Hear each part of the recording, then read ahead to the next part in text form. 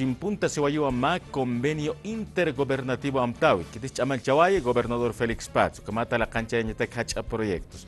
Uksa toquetja alcalde achocalla marcatja sakirakiwa haniwa kanakite kunate hanchitkama hanikiwa wasitatja tantachis wayajapjete la cancha ñetaki parlañetaki kuna proyecto nakapunisa luratani akawalja municipios nia sokta pakalla ko municipios kunakatua parla traquija marcachina como istañani akayatiawi. Marzo Paxina, acá 2016 Maranja, Gobernación La Paz Marcata, Pacalco Municipios Marcara Campiwa Chimpunta Guayima, Convenio Intergubernativo, Chamancha Ñataki Sojta Hacha Proyectos, Sañani, Coma Uma, Saneamiento, Medio Ambiente, Desarrollo Humano, Económico y Social, Transporte, Seguridad Ciudadana, Ucamaraki Uñaki Pañataki, Corpanaca, Acama Amtawitja, Alcalde Damaso Ninaja Huanca, Municipio Achocalla Irpereja Sawayiwa, Haniwa Kanakite, Gobernación Félix Paz Irpirin, Amtawipaja.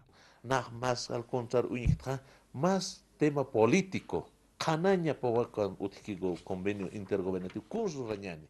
Kuna proyectos na irar sarantañani.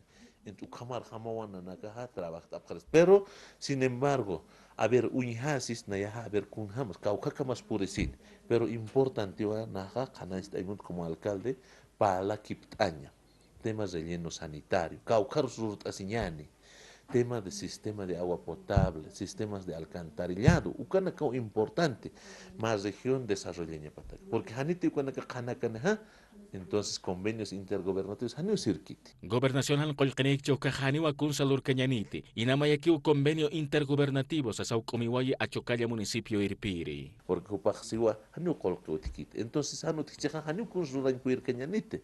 Entonces preferible es pausiris naha, entonces gobierno central encarpa naka proyecto na porque importante.